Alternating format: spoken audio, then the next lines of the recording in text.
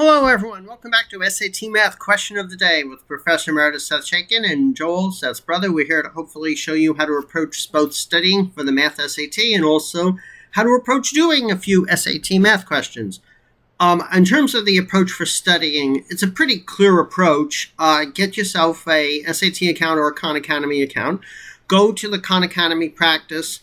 You'll see instructions on how to do that. If you watch the beginning of our video dated June 29th, the Khan Academy has partnered with the SAT people, and they essentially tell you exactly what is on the test, and they give you a lot of questions to practice on. So today we are going through these questions one by one, topic by topic, and then we're going to be here probably for over a year going through this. So today we are at this topic, percentages advanced. We're only doing the advanced questions because we spend probably too much time discussing how to do the problems. And presumably if you understand, if you get what we're talking about, then you can do the other problems, the medium problems and the foundation problems yourself. Okay, so here we go. Our first percent problem, advanced. Hold on to your pencil. Okay, it should say let's go. Yes, it does. Let's go. First question, and it's the only one we're going to do today. And today's Throwback Thursday, which means when we're done with this, we're going to go back to a test that's pre-2016 and show you what some problems were like back then. So here, please read this, pause the video, come back, and we will try it together. Okay, the population of Springville is on the rise. Aha. Each year, on January 1st, the town holds its consensus and the population is recorded. In 2010, the town recorded a population of 12,000. A year later, it reported a 5% increase. And the year after that, it reported a 7% increase from the 2011 population. That's very important. How many people did the population of Springfield increase over the 2-year period? Okay, fine. So this doesn't seem that bad. With all percent problems, virtually every percent problem, there's usually more than one way to do it.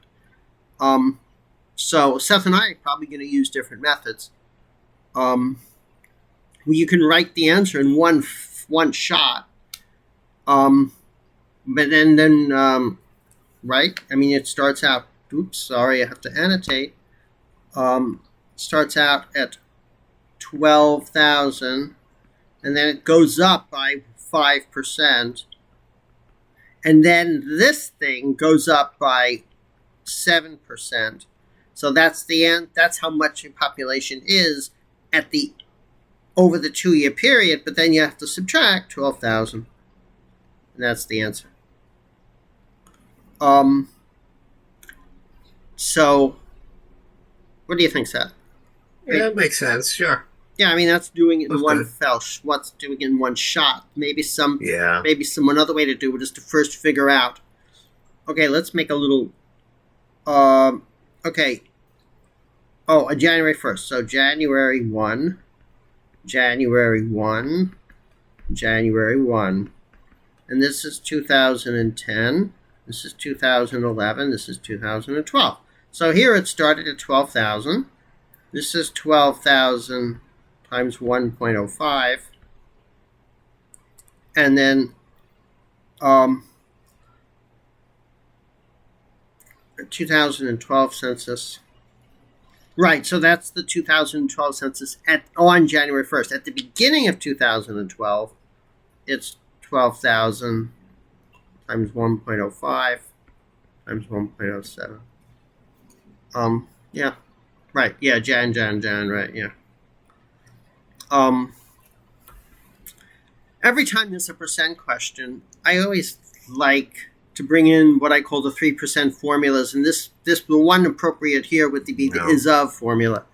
Is divided by of is P over 100. So that will tell you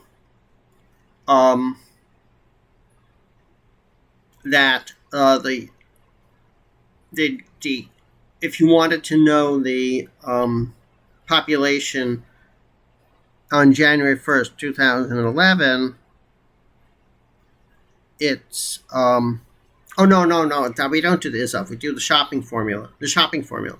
Shopping formula. Shopping formula tells you what happens if you increase something by a certain percent. If you go shopping and let's say they want to give you a discount of 3%, or they want to overcharge you by 7%.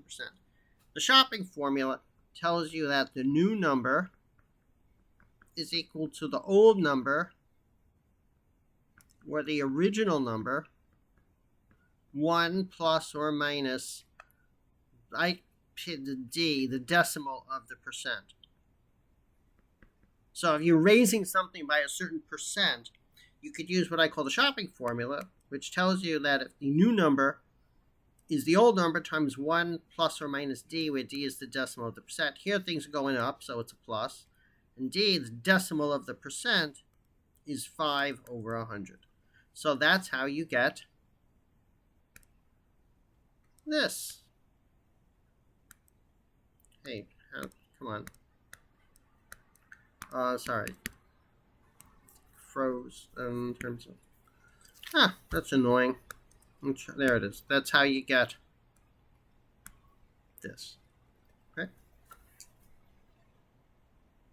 And then you have to remember to feed the January 1st, 2011 number into the next iteration of raising it by 7%. So you've been awfully quiet today. Yeah, well, I agree. It's almost, it's okay. Yeah, it's very helpful to keep the shopping formula in mind. Okay, wow. So, Seth, you did it. Wait, who hit the 882? Did you? No. How did that get checked? I don't know what the answer is. We have to actually do the math now. Yeah, do the math. So it's 12,000 times 1.05 times 1.07 is 13,482. I'm surprised they didn't put that as an answer. That is a shock. So it's 1482. 1482. Is that a year? What was that Columbus year? 1490. Oh, right. Okay. Yeah. I knew it sounded familiar, but it didn't quite sound right. So it's actually 1482. So what is the 12th? What is the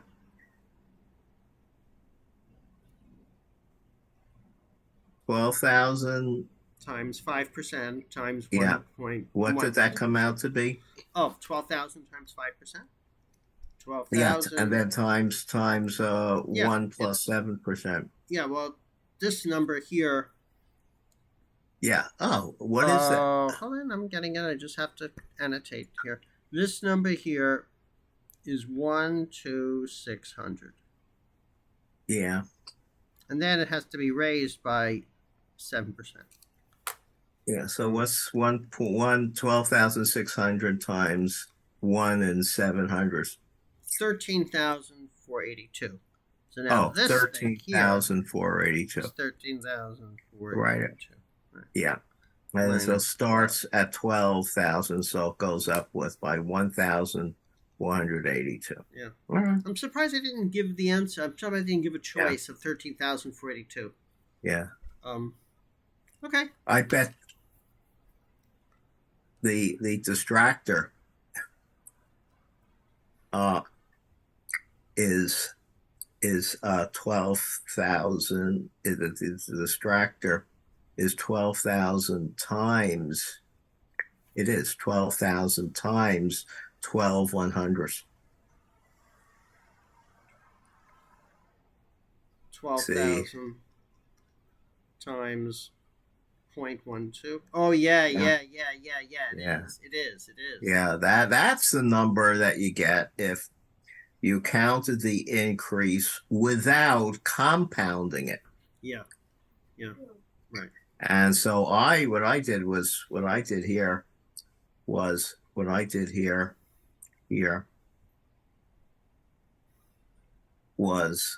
write out the rate, the fraction of the increase. So I took how much it increases, the fraction by which it increases over the 2 years, minus how much it's a fraction of how much it started at.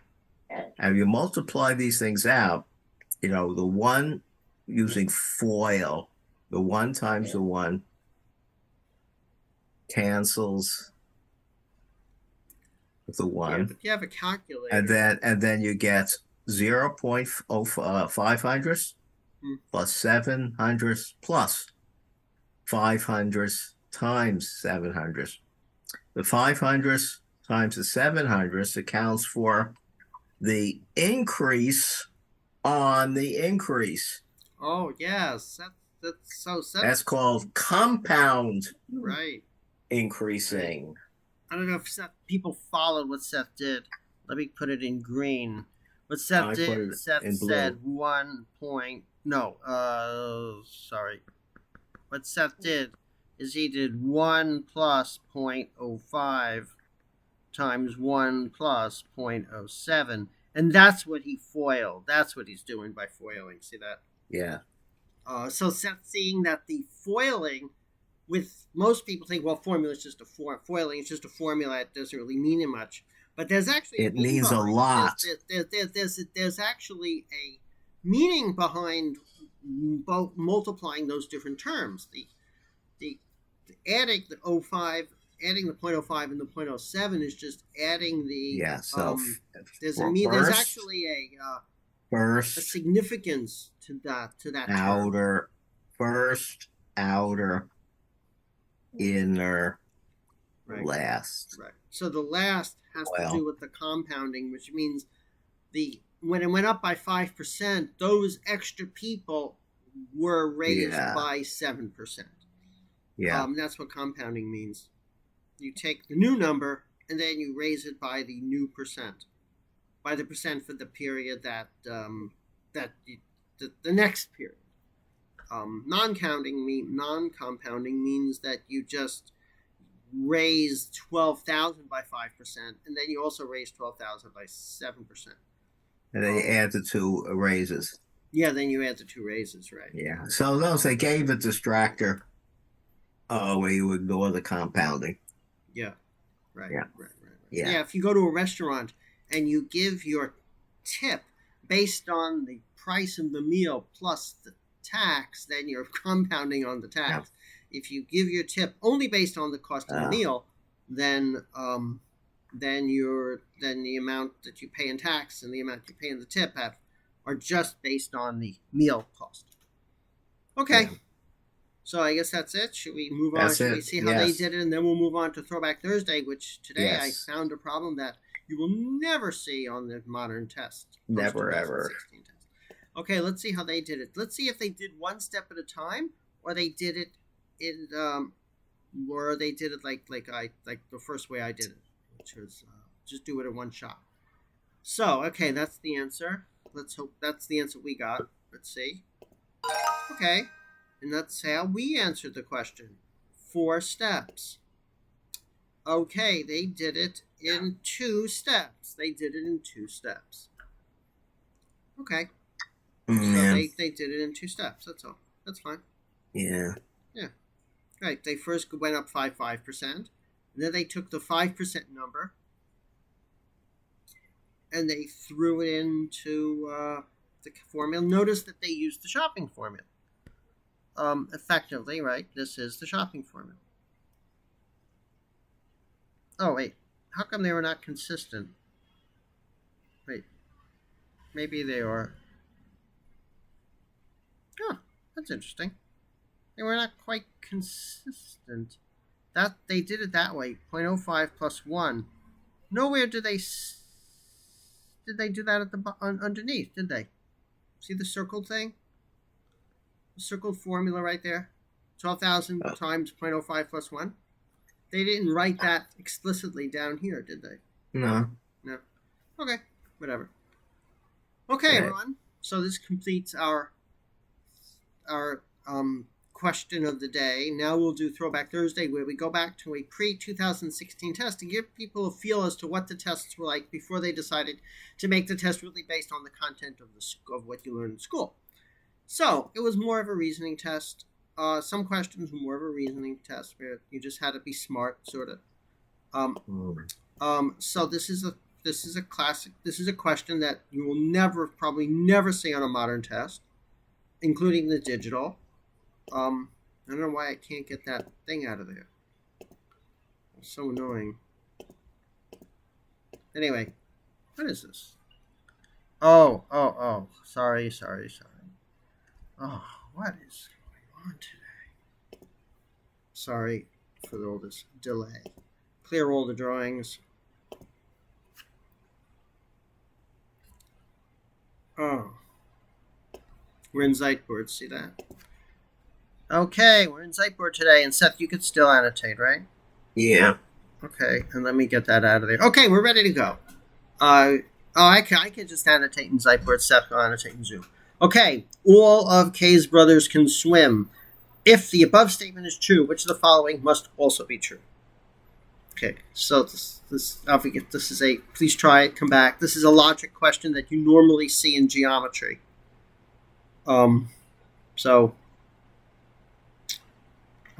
Things like these tend to be sort of confusing. I don't know how much experience people have with this, but if you took geometry, they usually get into this thing. Isn't this related to this whole idea of the converse, the inverse, and the contrapositive, and the truth value of each one? Yes. Yeah. I always forget what those are, but I think I don't know. Like, this could be solved. This could be solved by, well, reading and thinking carefully about what each of the statements says. I think that's a very smart possibly approach. By imagining all the situations. Yeah. I think they made it particularly easy because, the very first choice, is a consequence of the above statement. That's right. Yeah. Yeah, that's right. But when after I read it, after I realized that, I then checked the remaining four, and I saw none of them are consequences of the above statement. Right. Yeah. I unfortunately, when we could work out examples. Yeah. Another way of doing it is with Venn diagrams. So we have, we draw a glob for Kay's brothers. So the answer is A. Oops. Kay's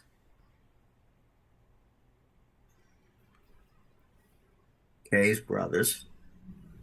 And all of them are swimmers. Means that if we take the universe of swimmers,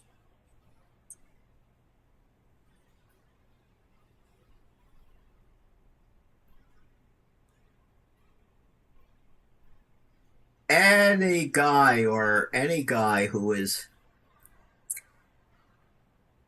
a brother of Kay is a swimmer. Right. Okay? Yeah, that guy is a swimmer. So if Fred cannot swim, there's poor Freddie. Poor Freddie. Yeah. He's drowning. He's outside of the circle of swimmers. He's not a brother. Or maybe he just didn't go in the water. True, so it's true. Yeah.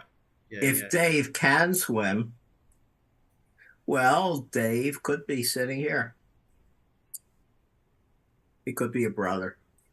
So it's not necessarily true that he's not Kay's brother. Of course, Dave could also be a swimmer who's not K's brother. Right.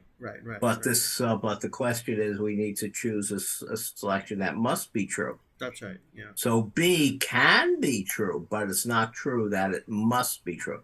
Right. Now, if Walt can swim, then he is K's brother. There's Walt. He's one of these swimmers. Right. He might be a non-brother, or he might be a brother. Yeah. So it's not must be true. Right. It's not must be true that Walt is K's brother. Right. If Pete is K's brother, there's Pete. He sits here. He's in the circle of swimmers. So it's false that he cannot swim. Yeah, so this is false. And finally, Mark is not K's brother. Mark might be outside of the circles of K's brothers, but he could swim. Or he might be outside the swimmers. Yeah. But it's not, so it's not, because Mark might be a swimmer and not be a brother. Statement E. It is not. It's not so that statement E must be true. Yeah. That's very, very visual way of Yeah. doing it, which is a really good way of doing it. I must say, when I looked at this problem, unfortunately I cheated. I couldn't help myself. I saw it. I started looking at it. I started thinking about it, and I was first thinking, well, maybe if they have an if statement that if John is a K's brother, then the person can swim. And I sort of scanned the answers for that, and I saw, they don't have one of those. Yeah. And then I looked at it further and realized, if Fred can swim, then he can't be K's brother, because if Fred can't swim, because all of K's brothers can swim, so if someone can swim, then he can't be a brother. This is the contrapositive, isn't it? Yes, exactly. Yeah. The contrapositive would say, all non-swimmers. Yeah. Are not K's brothers. Are not a brother. Not a brother. Not brothers. Right. Yeah. Of K. That's right. Yeah, and now. So this is the statement. This is the statement. Here's the statement, and here is the contrapositive. Right. Yes. It's called the contrapositive. Right. Yeah. And a principle of logic is that a statement and its contrapositive are logically equivalent. That's right. Yeah. They are either both true or they're both false. Now, most people studying for the SAT will have already gone through geometry, and therefore you don't need to know this for the SAT. So everything we're talking about now is not SAT material, but you presumably saw it in geometry. If you've done with geometry, you're probably never going to see it again unless you do more STEM stuff or you take more math. The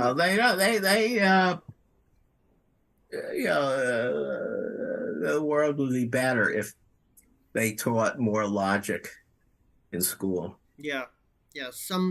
And if people use more logic in their brains.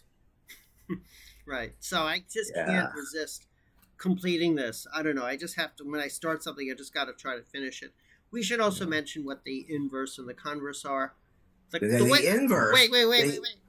The way I remember the converse is the one that's really used in geometry. They do all this logic in geometry, and none of it gets used except the converse. The thing is, the converse reverses the if and the then. Exactly, and that's the only one. The converse has no logical relationship to the statement. Right. But the thing is, the converse is the only one they actually use in geometry. Well, how do they use it? Well, the converse is really important. First of all, what is the converse here? If P then Q, then the converse, and I'll try to write neatly. The converse is if Q, then P. Now that's So used a what is the lot. converse of the statement, all of Kay's brothers can swim? Right. If you can What is the swim, converse of I that in know, English? Seth, calm down, calm down. If you could swim, then you are Kay's brother. Yeah. All of swimmers, all of the swimmers are Kay's brothers. Oh, not if you could swim, It's the you same are thing. Kay's brother? If a person can swim, then the person is a brother of Kay. Right, which It isn't means all of the swimmers are Kay's brothers. Which, of course, is not really practical. Not every Yeah, swimmer in the world is Kay's brother. Also, there are female swimmers. Well, that's I mean, let's not get into the So Kay stuff. might have a sister who's a swimmer. Right. So we're talking but the converse is not true. But in geometry, very often the converses are true. That's because the more interesting theorems have two halves. Yeah. There's a statement. The theorem says the statement is true, and the converse is true. Right. Yeah. For example, the Pythagorean theorem is actually has two parts. Yeah. The primal theorem. The primal theorem says that if a triangle is right, then the square of one of the two smaller sides plus the other of the two smaller sides equals the square of the larger size. If it's right, then side squared plus other side squared equals hypotenuse squared.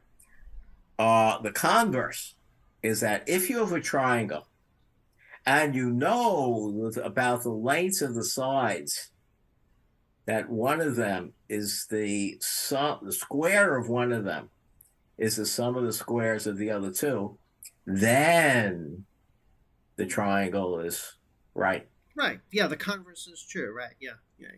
Now, just to finish it off, the inverse, which is almost never done in geometry, at least normal geometry.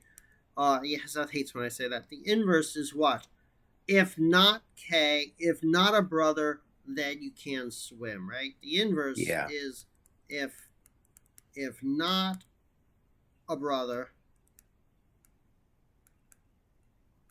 then you can swim. Is it? No. I think the inverse is just the negative of the statement.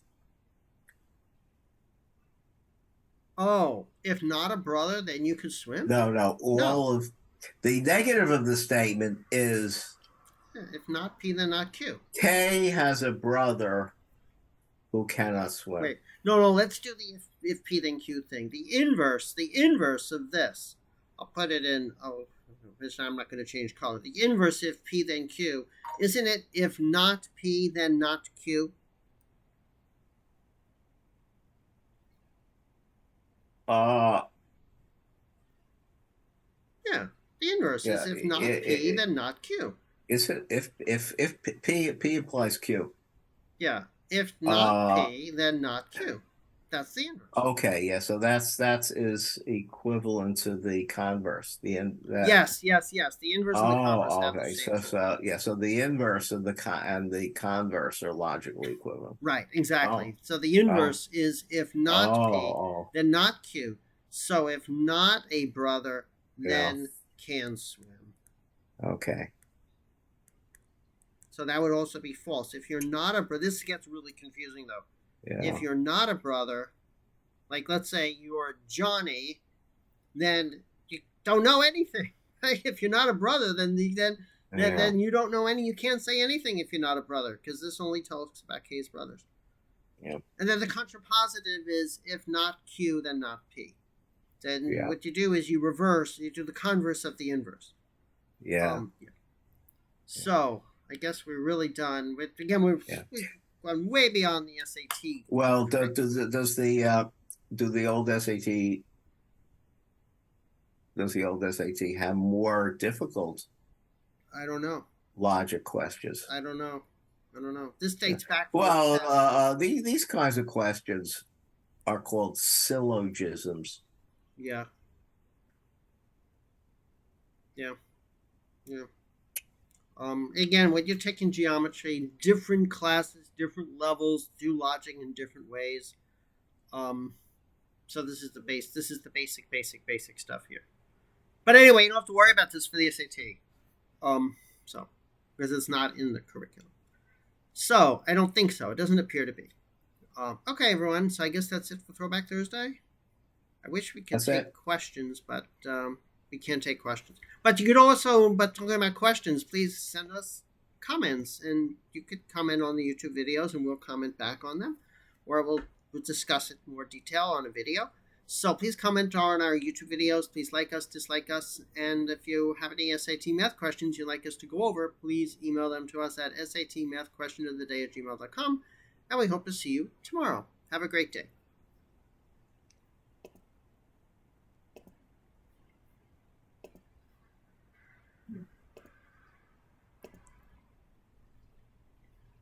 I am trying to stop the recording. And it is not stopping, but we will get it stopped somehow.